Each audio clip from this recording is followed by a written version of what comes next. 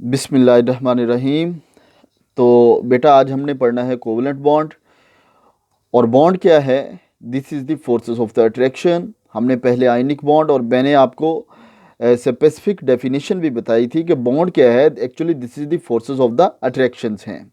और फिर हमारे पास था आयनिक बॉन्ड, और उस आयनिक बॉन्ड में भी मैंने आपको बताया था कि एक्चुअली ये है क्या, this is the forces of the attraction. वो वहाँ पर होती है बिटवीन द आयंस। तो आयंस के दरमियान जो फोर्सेस ऑफ द अट्रैक्शन है उसको हम आयनिक बॉन्ड कहते हैं। तो अभी हम पढ़ेंगे कोवलेंट बॉन्ड, लेकिन उससे पहले मैं थोड़ा सा आपको आयनिक बॉन्ड में लेके चलता हूँ कि हमने पढ़ा था कि जो आयनिक बॉन्ड है, हमने पढ़ा था जो है आयनिक बॉन्ड, वो भी है फोर्सेस ऑफ द अट्रैक्शन और वो है बिटवीन द आयंस। और आयनिक बॉन्ड के लिए फिर हमने कुछ ऐसा पढ़ा था कि एक एग्जांपल है जैसे आयनिक बॉन्ड की NaCl, ठीक है, NaCl। इसमें हमने कहा था कि जो Na है इसकी इलेक्ट्रॉनिक कॉन्फ़िगरेशन होती है 2, 8 और 1, और जो Cl है इसकी होती है 2, 8 और 7। ये थर्ड इसका वैलेंस शेल। अगर आप इसकी इलेक्ट्रॉनिक कॉन्फ़िगरेशन करके देखें तो आपको क्लियर हो जाएगा। फिर जब ये Na प्लस में और ये Cl नेगेटिव में जाता है तो फिर इसकी इलेक्ट्रॉनिक कॉन्फ़िगरेशन बनती है 2, 8, 2, 8 और ये भी हो जाएगा 8। यानी कि दोनों एलिमेंट जो हैं, दोनों एटम्स जो हैं, उन्होंने अपना वैलेंस शेल कंप्लीट किया, उन्होंने ऑक्टेट रूल को फॉलो कर दिया है, ठीक है। और इन अपोजिट चार्जेस के दरमियान जो forces of the attraction develop होती हैं, जिनको हम कहते हैं electrostatic forces of the attraction, वो हम नेम देते हैं उसको आयनिक बॉन्ड का, जो कि इनके दरमियान यहाँ पर एग्जिस्ट करेंगी जस्ट लाइक दिस, ठीक है। तो एक्चुअली एटम्स का कंसर्न ये था कि वो अपने आप को स्टेबलाइज करें, और स्टेबलाइज करने के लिए उन्होंने ट्रांसफॉर्मेशन की थी कि एक ने डोनेट कर दिया, दूसरे ने एक्सेप्ट कर लिया, एक ने एक डोनेट किया, दूसरे ने एक ही एक्सेप्ट कर लिया, एक ने दो डोनेट किए, दूसरे ने दो ही एक्सेप्ट कर लिए, या एटसेट्रा, ऐसे भी है था। आयनिक बॉन्ड भी जो है, आपको पता है कि अगर हम इसकी स्टार्ट लें तो आप इसकी डेफिनेशन ये करते हैं कि ये है जी mutual sharing of the electron. Sharing of the electron है। अब शेयरिंग आपको पता है, और ट्रांसफर, इसमें डिफरेंस ये होता है, ट्रांसफर का मतलब है कि कंप्लीट एक से दूसरे में वो शिफ्ट हो जाता है, इसको हम ट्रांसफर कहते हैं, ठीक है, कि उसका पिछले के साथ कोई कंसर्न नहीं रहता है। जैसे ये सोडियम का जो एक इलेक्ट्रॉन था, ये यहाँ से ट्रांसफर हो गया किसमें, क्लोरीन से। अब जब ये इधर से इधर ट्रांसफर हो गया तो अब इसका सोडियम के शेल के साथ कोई कंसर्न नहीं रहा, ठीक है। तो लेकिन जो शेयरिंग होती है वो अपने अपने ऑर्बिटल से इलेक्ट्रॉन नहीं निकलते, वो अपने ऑर्बिटल में ही रहेंगे, लेकिन उनके साथ वो अपनी शेयरिंग करते हैं।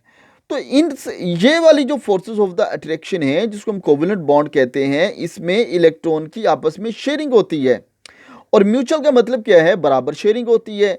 यानी कि अगर एक, ये लेट्स सपोज कोई एक एटम है ए, दूसरा है बी, अगर एक ये ए शेयर कर रहा है तो एक ही बी शेयर करेगा, अगर दो बी शेयर कर रहा है तो दो ही बी करेगा, अगर तीन ए शेयर कर रहा है तो तीन ही बी करेगा। तो ये बराबर इनकी शेयरिंग होगी। और पर्पस क्या है, पर्पस जस्ट लाइक दिस के एटम्स यही चाहते हैं। क्यों म्यूचुअल शेयरिंग करते हैं, क्यों ये वाली फोर्सेस ऑफ द अट्रैक्शन बनती हैं, क्यों ये बॉन्ड बनता है, उसकी वजह यह है कि एटम्स अपने आप को स्टेबलाइज करना चाहते हैं। जिस तरह यहाँ पर एटम्स ने अपने आप को स्टेबलाइज करने के लिए अपना ऑक्टेट कंप्लीट किया, सिमिलरली यहाँ पर भी ये जो एटम्स होंगे उनकी भी विश यही होगी कि वो अपने आप को स्टेबलाइज करें बाय कंप्लीटिंग देयर ऑक्टेट, ठीक है। तो एटम की जो रिक्वायरमेंट है वो यही है कि एटम अपने आप को स्टेबलाइज करना चाहता है, तो bye completing there octet, octet को वो कंप्लीट करेगा। और जिस तरह आयनिक बॉन्ड में केटाइन और एनाइन बनते थे, इस जब म्यूचुअल शेयरिंग होगी तो कोई इलेक्ट्रॉन ट्रांसफर नहीं होगा, जब इलेक्ट्रॉन बेटा जी ट्रांसफर नहीं होगा तो फिर केटाइन और एनाइन भी इसके अंदर नहीं बनेंगे। तो अब हम फिर चलते हैं इसकी एक एग्जांपल की तरफ जो हमें काफ़ी हेल्पफुल हो सकती है कोवलेंट बॉन्ड की। लेट हम कहते हैं कि हमारे पास है, लेट्स सपोज हाइड्रोजन। मैं बिल्कुल छोटी सी सिंपल सी एग्जांपल से इसको आगे लेके चलता हूं। हमारे पास है, लेट्स सपोज H2। अब जो H2 का एक मालिक्यूल है, हम उसको लेट्स सपोज कह देते हैं कि ये है HA, ये है HB। ठीक है, जस्ट हम इसको एक दूसरे से डिफ्रेंशिएट करना चाह रहे हैं और कुछ भी नहीं है इसके अंदर। ठीक है, तो अब क्या है कि ये जो हाइड्रोजन, इसकी अगर हम इलेक्ट्रॉनिक कॉन्फ़िगरेशन देखें तो ये बनती है 1s1, और इस हाइड्रोजन की क्या है 1s1। अब ये S किसका है HB का, ये S किसका है HA का। इसका मतलब है कि ये S सब शेल है, और जो S सब शेल होता है वो just like this spherical in shape होता है, और इसके अंदर क्या है एक इलेक्ट्रॉन है जिसको मैं यहाँ पे डॉट से रिप्रेजेंट कर देता हूँ। ठीक है, और ये हमारे पास दूसरा सब शेल है S, ये HA है और ये HB है, और ये जो इसका इलेक्ट्रॉन है मैं इसको क्रॉस से रिप्रेजेंट कर देता हूँ। अब म्यूचुअल शेयरिंग कैसे होगी? These two atom are come close together. ये दोनों एटम एक दूसरे के क्लोज आएंगे, एक दूसरे के पास आएंगे, और ये वाले जो ऑर्बिटल्स हैं इनकी आपस में ओवरलैपिंग होगी, जस्ट लाइक कुछ इस तरीके से।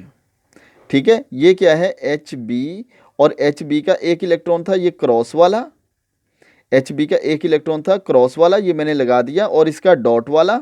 ठीक है, और ये है HA, यानी कि इसके सेंटर में ये दोनों इलेक्ट्रॉन यहाँ पर आके इन्होंने पेयर बना लिया। जब ये दोनों इलेक्ट्रॉन ने पेयर बना लिया, आप देखें ये दोनों ऑर्बिटल्स जो हैं, इन दोनों ऑर्बिटल्स की आपस में ओवरलैपिंग हो गई। ये ओवरलैपिंग जो है ये बॉन्ड को रिप्रेजेंट कर रही है, और ये बता रही है कि इस HA और HB के दरमियान, HA और HB के दरमियान इस तरीके से इलेक्ट्रॉन डेंसिटी अवेलेबल है, और ये दोनों तरफ से शेयर्ड है, और ये हमने जस्ट डिस्क्रिमिनेट करने के लिए लगाया हुआ है। आप इसका क्रॉस लगाया है, आप इसका डॉट लगा लें, आप इसका क्रॉस लगा लें, आप इसका क्रॉस लगा लें, आप इसका डॉट लगा लें, कोई फ़र्क नहीं पड़ता। ठीक है, एक्चुअली ये दो इलेक्ट्रॉन इसके दरमियान एग्जिस्ट करते हैं। अब ये जो दो इलेक्ट्रॉन हैं ये forces of the attraction develop करते हैं। इसको हम इस तरीके से सॉलिड लाइन की फॉर्म में भी रिप्रेजेंट कर देते हैं। ठीक है, इसको भी हम सॉलिड लाइन की फॉर्म में ये क्या कर दिया, हमने रिप्रेजेंट कर दिया। तो ये आपके पास एक वेरी सिंपल सी एग्जांपल कि कोवलेंट बॉन्ड की क्या होती है। कोवलेंट बॉन्ड में ये होता है कि अब देखें एक इलेक्ट्रॉन इसने शेयर किया, एक इसने किया। अब ये जो इलेक्ट्रॉन है ये ना तो इसके ऑर्बिटल में कंप्लीट ट्रांसफर हुआ क्रॉस वाला, और ना ही ये डॉट वाला इस ऑर्बिटल में कंप्लीटली ट्रांसफर हुआ, बल्कि क्या हुआ जब दोनों की इस तरीके से ओवरलैपिंग हुई, ये दो ऑर्बिटल हैं, एक इसका इलेक्ट्रॉन है बेटा और एक इसका इलेक्ट्रॉन है, ये दोनों ऑर्बिटल इस दूर दूर हैं। जैसे ही ये एटम एक दूसरे के क्लोज आते हैं कुछ इस तरीके से, अब इन्होंने क्या किया, ये जो इनकी टिप है ना, अगर आप ये देखें मार्कर की जो मैं आपको एग्जांपल दे रहा हूं, ये इन दोनों की टिप आपस में एक दूसरे के ऊपर क्या किया, इन्होंने ओवरलैप किया है। अब ये इतना एरिया क्या हुआ है, इसका शेयर हुआ है। ये जो इतना एरिया है इसका ये क्या हुआ है, शेयर हुआ है। तो ये जो शेयर्ड है एरिया, ये शो कर रहा है कि ये है शेयरिंग ऑफ द इलेक्ट्रॉन की। तो इसके अंदर mutual sharing of the electron होती है इस बॉन्ड के अंदर। तो ये है कोवलेंट बॉन्ड। ठीक है, तो ये तो हो गया हमारा म्यूचुअल शेयरिंग का, जो मैंने आपको एक कॉन्सेप्ट छोटा सा देना था वो तो आपके पास आ गया। अब मैं चलता हूँ ज़रा एक और एग्जांपल, और जहाँ पर हम इसकी स्टेबिलिटी को डिस्कस करते हैं, और यहाँ पर भी हम इसकी स्टेबिलिटी को डिस्कस कर सकते हैं। खैर, तो ये देखें, ये जो HB है, अगर आप HB को देखें तो इसके ऑर्बिटल में एट ए टाइम ये दोनों इलेक्ट्रॉन हैं। अगर ये दोनों इलेक्ट्रॉन हैं तो ये जो HB वाला है ये भी कुछ इस तरह से बिहेव करेगा कि इसके पास भी जस्ट लाइक ऐसे कि दो इलेक्ट्रॉन हैं। सिमिलरली एट ए टाइम जो HA वाला है उसके पास भी दो इलेक्ट्रॉन है, यानी कि दोनों तरफ शेयर्ड है ना। ठीक है, और ये ऑर्बिटल कौन सा था, S था ना, और s के अंदर मैक्सिमम 2 इलेक्ट्रॉन ही आ सकते हैं। अब देखें कि इसकी जो इलेक्ट्रॉनिक कॉन्फ़िगरेशन है वो किस जैसी बन गई, हीलियम जैसी। हीलियम क्या होता है 1s2, यानी कि s में 2 इलेक्ट्रॉन होते हैं। और हीलियम क्या होती है, इनर्ट गैस होती है, नोबल गैस होती है। हीलियम क्या होती है, नोबल गैस होती है। तो इस तरीके से एटम्स जो हैं यहाँ पर भी कोवलेंट बॉन्ड में भी वो अपने आप को स्टेबलाइज ही करना चाहते हैं। उनका पर्पस एक ही है, वो क्या है, स्टेबिलिटी है। ठीक हो गया ना। अब हम आगे चलें तो एक एग्जांपल हम ले लेते हैं, चलें Cl2 की, क्लोरीन की। अब हमारे पास है ये Cl2। ये जो Cl2 है ये 2 क्लोरीन है, एक ये क्लोरीन और फिर इसके दरमियान ये बॉन्ड और ये दूसरा क्लोरीन। ठीक है, ये क्या बन गया Cl2। क्लोरीन की इलेक्ट्रॉनिक कॉन्फ़िगरेशन अगर हम देखें तो ये होती है 1s2 2s2 2p6 3s2 and 3p5। और ये जो है ये इसका क्या है, वैलेंस शेल है। ये क्या है इसका बेटा जी, वैलेंस शेल है। ठीक है ना, ये इसका क्या है, वैलेंस शेल है। अब इसके वैलेंस शेल में 7 इलेक्ट्रॉन, इसके वैलेंस शेल में 7 इलेक्ट्रॉन। अगर मैं इसका क्लोरीन का कुछ ऐसे बना लूं कि ये है क्लोरीन और ये है इसका ऑर्बिटल थर्ड जिसको हम कहते हैं, और इस थर्ड ऑर्बिटल में इसके हैं 7 इलेक्ट्रॉन। ये कुछ इस तरीके से, 2 यहाँ पर हैं, 2 इधर हैं, 2 इधर हैं और एक रिमेनिंग इधर है। एक ही ऑक्टेट में से कम है ना। ठीक है, ये है इसका एक ऑर्बिटल। और दूसरा जो है वो हमारे पास है दूसरा क्लोरीन। मैं इसको ब्लू कलर से बना देता हूं। अब सेम इसके पास भी ये 2 इलेक्ट्रॉन, इसके इलेक्ट्रॉन को मैं क्रॉस से रिप्रेजेंट कर देता हूं और ये लें जी। अब जब ये दोनों एटम एक दूसरे के क्लोज आएंगे तो क्या होगा, इन ऑर्बिटल की आपस में ओवरलैपिंग होगी। इन ऑर्बिटल की आपस में क्या होगी, ओवरलैपिंग होगी। ठीक है, तो ये क्लोरीन जो है बेटा जी, ये क्लोरीन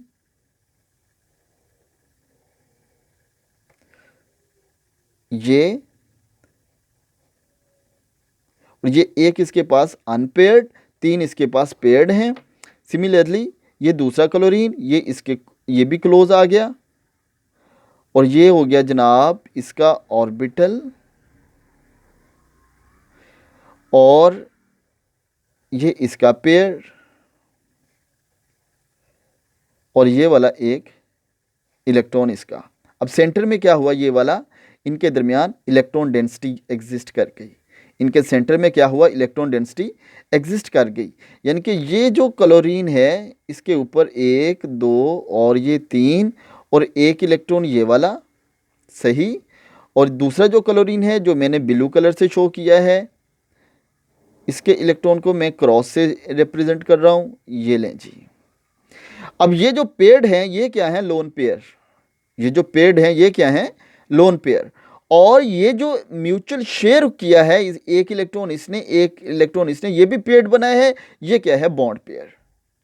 ये क्या है, बॉन्ड पेयर। ये बॉन्ड बना रहा है, ये बॉन्ड में पार्टिसिपेट यहाँ पे नहीं कर रहा। तो क्लोरीन के पास 3 लोन पेयर हैं, ठीक है, और एक बॉन्ड पेयर है। ये इस तरीके से। और अब यही वाला जो बॉन्ड है इसको बेटा आप ऐसे भी लिख लें कि ये Cl, ठीक है, और ये दूसरा Cl, और इसके दरमियान ये मैंने बॉन्ड बना दिया और 3 इसके ऊपर लोन पेयर हैं। ये तो अंडरस्टूड होता है, लोन पेयर आप लिखें या ना लिखें कोई फ़र्क इससे नहीं पड़ता। अब यहाँ से हम फिर देखते हैं। अब लेट्स सपोज इसको ज़रा से लम्हे के लिए आप भूल जाएं कि ये क्या है। अब आप यहाँ पे देखें कि ये जो ब्लू वाला ऑर्बिटल है, ये जो ब्लू क्लोरीन है, इसके अंदर टोटल अब कितने इलेक्ट्रॉन है, 8। इसके अंदर टोटल कितने इलेक्ट्रॉन है अब, 8। इट्स मीन इसका ऑक्टेट क्या हुआ, कंप्लीट हो गया। सिमिलरली अगर हम इसको ज़रा से लम्हे के लिए भूल जाएं, जहाँ तक ये ब्लैक आता है, तो आप इस ब्लैक वाले में देखें टोटल इलेक्ट्रॉन अब यहाँ पे कितने हैं, 8।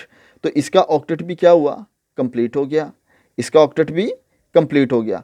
तो यानी कि दोनों जो क्लोरीन हैं इनका ऑक्टेट कंप्लीट हो गया। इन दोनों क्लोरीन का क्या हुआ, ऑक्टेट कंप्लीट हुआ। और यहाँ पर भी जो मैंने Na और Cl वाली आपको एग्जांपल दी थी, यहाँ पर भी ऐसा ही था। ये देखें, यहाँ पर भी ऐसे ही था कि एटम्स अपना ऑक्टेट कंप्लीट करते हैं। यहाँ पर भी 8 इलेक्ट्रॉन, इसका जो आखिरी शेल था उसमें भी 8 इलेक्ट्रॉन आ गए। सिमिलरली इधर भी कुछ ऐसा ही हुआ कि एटम की डिज़ायर यही थी कि उसके पास 8-8 इलेक्ट्रॉन आ जाएं, यानी कि ये जो एटम हैं यहाँ पर, ये फिर ऐसे हो गया इनके दरमियान कि ये क्लोरीन, इसका ऑक्टेट भी कंप्लीट, ये जो दूसरा क्लोरीन है इसका ऑक्टेट भी कंप्लीट, और इनके दरमियान ये बॉन्ड बन गया।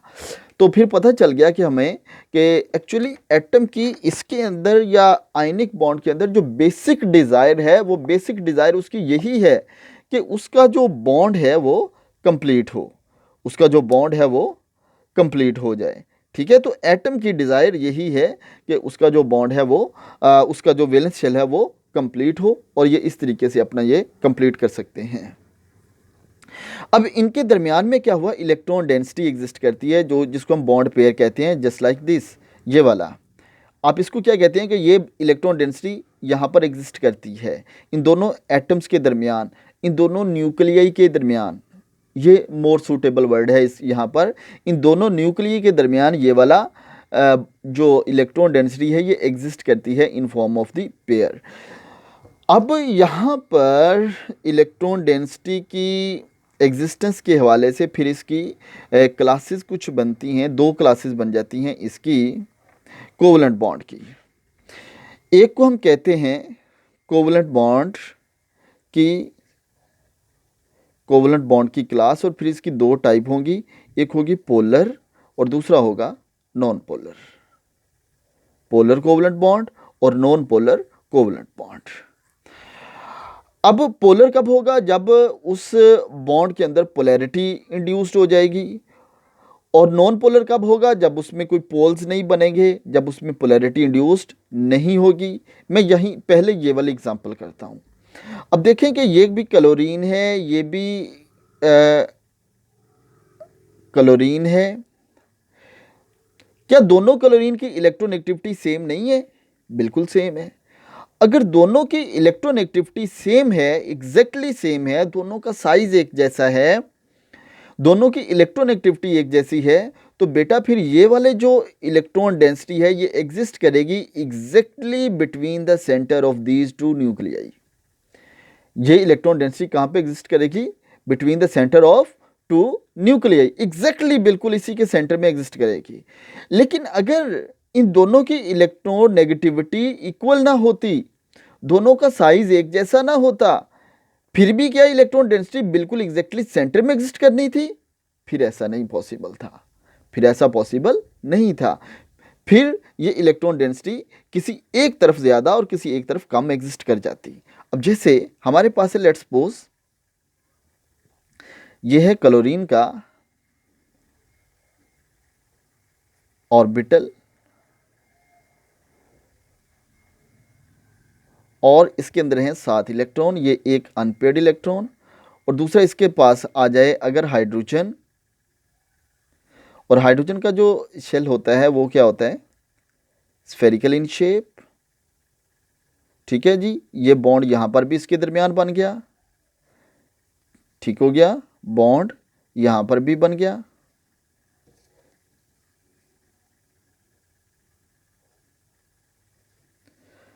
बॉन्ड इधर भी बन गया। लेकिन अब क्या ये वाली जो इलेक्ट्रॉन डेंसिटी है ये भी बिल्कुल सेंटर में इन दोनों न्यूक्लियाई के एग्जिस्ट करेगी? नहीं करेगी। क्यों? इसकी इलेक्ट्रोनेगेटिविटी ज़्यादा है, इसकी इलेक्ट्रोनेगेटिविटी लीस्ट है सबसे। ये हाईली इलेक्ट्रोपॉजिटिव है, ये हाईली इलेक्ट्रोनेगेटिव है। ये क्या करेगा? अपनी तरफ इलेक्ट्रॉन डेंसिटी ज़्यादा अट्रैक्ट करेगा। और आपको पता है कि जो इलेक्ट्रोनेगेटिव एटम है, जिनकी नेचर इलेक्ट्रोनेगेटिव है, वो क्या करते हैं? इलेक्ट्रॉन डेंसिटी को अपनी तरफ अट्रैक्ट करते हैं, ज़्यादा अट्रैक्ट करते हैं। ठीक है, तो ये इलेक्ट्रॉन डेंसिटी को अपनी तरफ ज़्यादा अट्रैक्ट करेगा। जब ये ज़्यादा अट्रैक्ट करेगा तो बेटा फिर ये वाली इलेक्ट्रॉन डेंसिटी इन दोनों न्यूक्लियाई के बिल्कुल सेंटर में एग्जिस्ट नहीं करेगी, बल्कि ये किधर एग्जिस्ट करेगी? Towards the more electronegative atom. और यहाँ पर जो मोर इलेक्ट्रोनेगेटिव एटम है वो है क्लोरीन। और जब ये एग्जिस्ट करेगी towards the more electronegative atom from electropositive atom, तो जिसकी तरफ ये स्लाइटली मूव करेगी उसके ऊपर क्या आ जाएगा?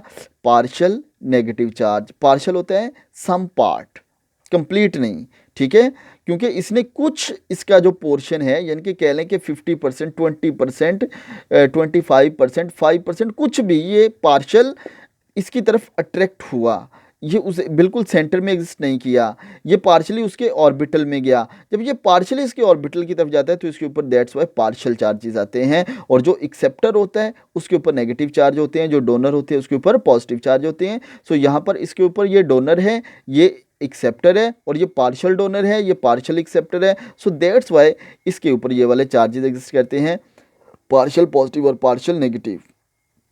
अब ये क्या होते हैं इसके ऊपर, हम इसको कहते हैं कि यहाँ पर ये पोल्स बन गए इसके ऊपर, ये एक पोल, ये दूसरा पोल, ये क्या बन गए, पोल बन गए। इसी को हम कहते हैं कि ये क्या है, इसमें पोलैरिटी इंट्रोड्यूस हो गई, पोलैरिटी इंड्यूस्ड हो गई। और इस टाइप का ये है तो कोवलेंट बॉन्ड ही है, तो कोवलेंट बॉन्ड ही, लेकिन जो डिस्ट्रीब्यूशन है इलेक्ट्रॉन डेंसिटी की वो exactly between the centre of two nuclei नहीं है। सो जब ये exactly between centre of two nuclei नहीं है तो ये यहाँ पर पोल्स क्रिएट होंगे, और इस टाइप के बॉन्ड को हम फिर क्या कहेंगे, ये है पोलर कोवलेंट बॉन्ड है। ये क्या है हमारे पास, पोलर कोवलेंट बॉन्ड है। तो ये आगे टाइप होती है कोवलेंट बॉन्ड की, ये टाइप है, डिपेंड करती है on the distribution of the electron density के ऊपर, ठीक है। और यहाँ पर लेकिन जो मेन है ऑक्टेट, वो ऑक्टेट तो कंप्लीट सब में होता ही है, चाहे वो पोलर हो चाहे वो नॉन पोलर हो। ठीक हो गया जी। तो अभी फिर हम चलें थोड़ा सा आगे, जिसको हम डिस्कस करना चाह रहे हैं अभी, coordinate covalent bond.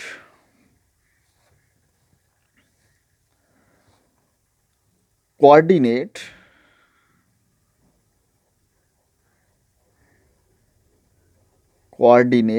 Covalent bond.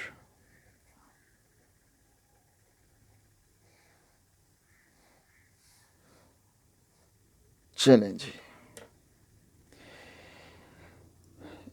In this bond also sharing is exist, sharing यहाँ पर भी होती है, यहाँ पर भी शेयरिंग होती है, लेकिन ये शेयरिंग होती है फ्रॉम वन साइड, म्यूचुअल नहीं होती। ये क्या होती है, फ्रॉम वन साइड, म्यूचुअल नहीं होती। जैसे लेट्स सपोज हमारे पास कोई एक एटम है जिसके पास ये 2 इलेक्ट्रॉन है, ये बी है, ठीक है, ये अपने दोनों ही अगर इसके साथ शेयर करते हैं, और जो इसके पेयर पूरा शेयर करने की वजह से जो बॉन्ड बने उसको हम क्या कहते हैं, कोऑर्डिनेट कोवलेंट बॉन्ड। उसको हम क्या कहते हैं, कोऑर्डिनेट कोवलेंट बॉन्ड कहते हैं। अब इसका मैं थोड़ा मैकेनिज्म भी आपको बताता हूँ कि इसको हम कैसे देख सकते हैं। इसको हम 2 तरीक़ों से देख सकते हैं, और मैं दोनों तरीके ही ज़रा डिस्कस करूँगा आपसे कोऑर्डिनेट कोवलेंट बॉन्ड के।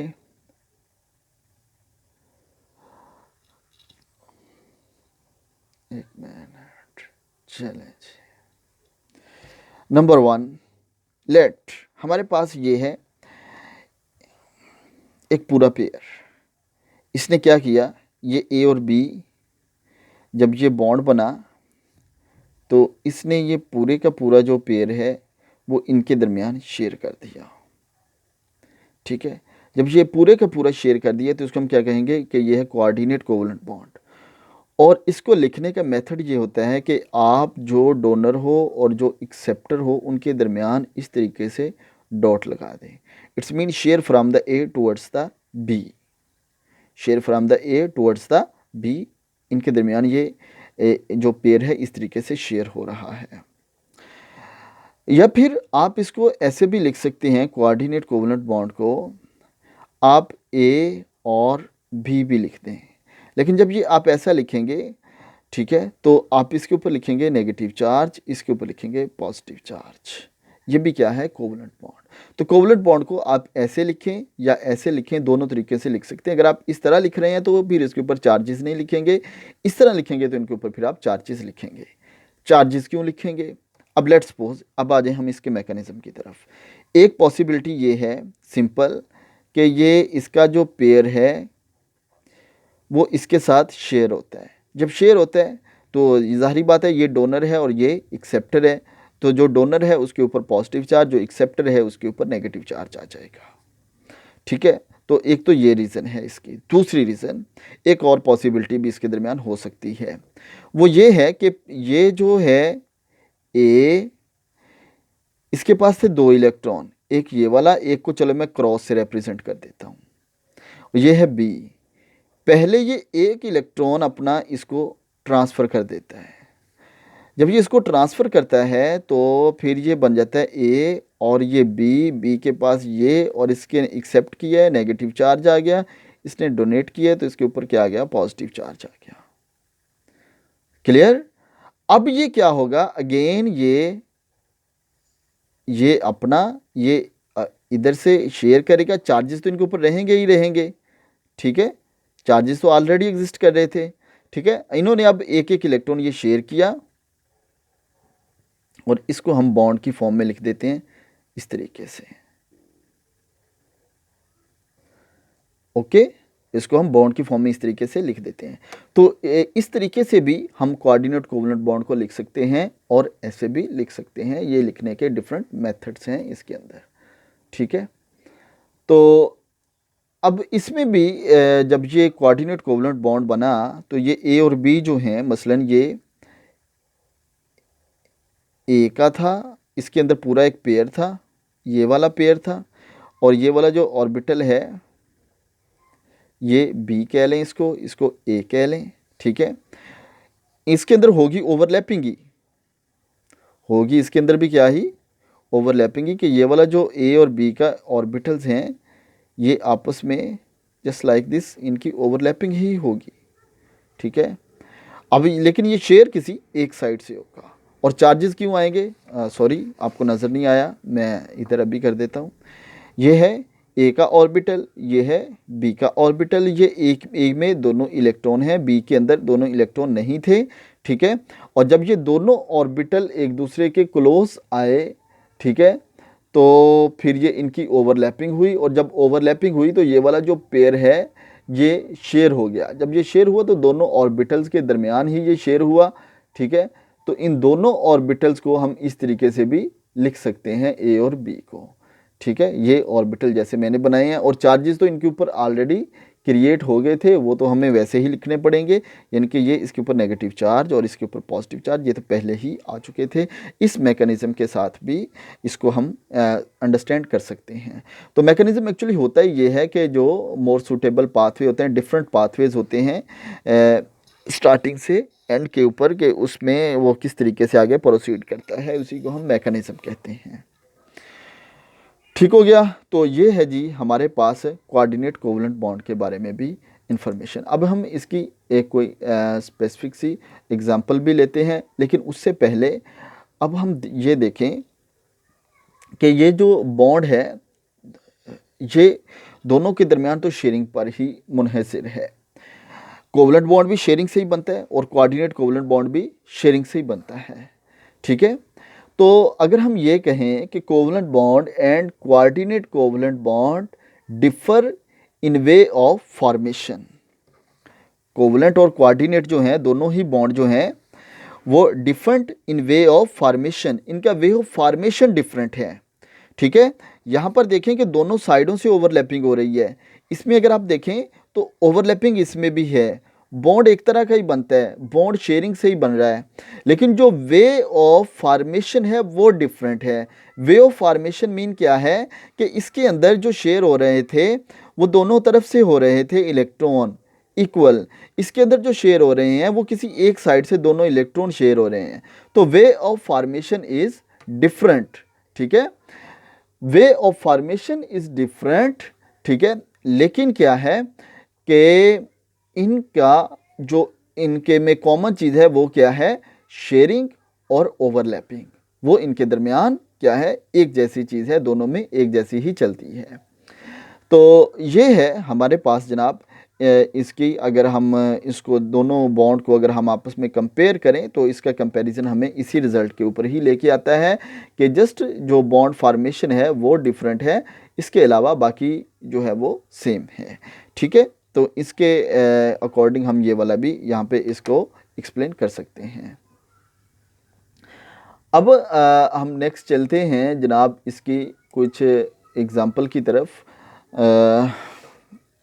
जैसे अब हम चलें आगे नेक्स्ट, और मैं नेक्स्ट चलता हूँ जनाब NH3 इसकी तरफ, और इसका मैं बॉन्ड बनाऊँगा BF3 के साथ बना लीजिए, जिसके साथ भी आपने बनाना है। पहले मैं ज़रा इसको आपको बताता हूँ कि ये NH3 क्या है और कैसे बना। यहाँ पर आ जाएं, इसका वे ऑफ फॉर्मेशन देखें कि ये नाइट्रोजन, इसके वैलेंस शेल में एक पेयर होता है और 3 अनपेयर्ड होते हैं। ये लें जी, इलेक्ट्रॉनिक कॉन्फ़िगरेशन अगर आप लिखें तो आपको वो सारा कुछ बता देगी। मैं इलेक्ट्रॉनिक कॉन्फ़िगरेशन भी चलें इधर लिख देता हूँ। नाइट्रोजन का atomic number 7, 1s2, 2s2 and 2p3, और ये सेकंड इसका वैलेंस शेल है। ये p में एक एक इलेक्ट्रॉन है, और ये जो है इसमें शेयर है। अब ये देखें, ये 3 क्या है, अनपेयर्ड है। ये इसके अंदर क्या है, पेयर है। इसके अंदर क्या है, कंप्लीट पेयर है। ठीक है, तो 3 इसके अंदर क्या है, अनपेयर्ड हैं। अब जो हाइड्रोजन है, अब यहाँ पर देखें, मैं इसको चले ब्लू इंक से बनाता हूँ। ये है हाइड्रोजन, इसका एक इलेक्ट्रॉन, हाइड्रोजन के पास होता ही एक है, इसका भी एक इलेक्ट्रॉन और इसका भी एक इलेक्ट्रॉन। ये आपस में क्या होगा, शेयर होंगे। ये इधर से अपने इलेक्ट्रॉन को शेयर करेगा, ये इधर से करेगा। सिमिलरली ये यहाँ से, ये इधर से, ये इधर से शेयर करेगा, ये इधर से शेयर करेगा। जब ये शेयर करेगा तो इनके दरमियान बॉन्ड बन जाएगा। इनके दरमियान क्या बन जाएगा, बॉन्ड बन जाएगा। लेकिन एक इसके ऊपर लोन पेयर अवेलेबल रहेगा। एक इसके ऊपर क्या होगा, लोन पेयर अवेलेबल रहेगा इसके ऊपर। अब दूसरी एक और एग्जांपल मैं आपको दे देता हूँ BF3 की। ये होता है boron 5, boron atomic number 5, 1s2, 2s2 and 2p1। अगर हम इसको ऑर्बिटल की फॉर्म में लिखें तो ये p, एक इधर, 2 इधर, ये ग्राउंड स्टेट है। और अगर आप इसकी एक्साइटेड स्टेट लिखें तो एक्साइटेड स्टेट में बेटा जी क्या होगा कि ये एक इलेक्ट्रॉन इधर से जंप करेगा और जंप करके इसके अंदर जाके शिफ्ट हो जाएगा। तो जब ये एक इधर शिफ्ट हो जाएगा, 1 2 3, तो तीनों क्या हो जाएंगे, अनपेयर्ड हो जाएंगे। तीनों क्या हो जाएंगे, अनपेयर्ड हो जाएंगे। ठीक है, अब तीनों जो अनपेयर्ड हो के अपने साथ 3 बॉन्ड बना सकेंगे। जैसे कि ये बी है, इसके पास ये 3 इलेक्ट्रॉन हैं और तीनों के तीनों ही क्या है बेटा जी, वो हैं अनपेयर्ड। वो क्या है, अनपेयर्ड। फ्लोरीन का एटॉमिक नंबर 9 है और आपको पता है कि उसमें एक जो है अनपेयर्ड इलेक्ट्रॉन होता है और बाकी जो 6 होते हैं वो पेयर्ड होते हैं। जस्ट